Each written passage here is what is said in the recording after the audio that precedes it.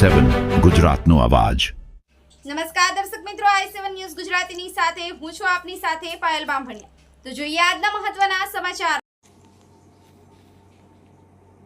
વાલ્મીકી આંગણવાડી કેન્દ્ર ખાતે medical camp યોજાયો।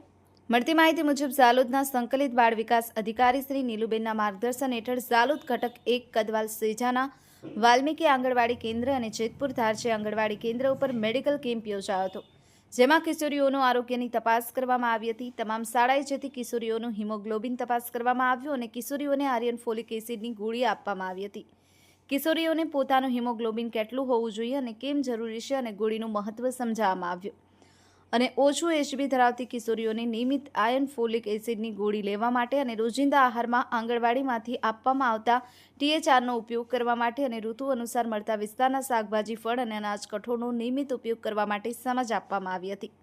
આ સાથે આંગણવાડી કેન્દ્ર ઉપર ઓડિયો વિઝ્યુઅલ માધ્યમથી કિશોરીઓને એનિમિયા અને માસિક દરમિયાન વધતા ખોરાક વિશેના વિડીયો બતાવવામાં આવ્યા હતા।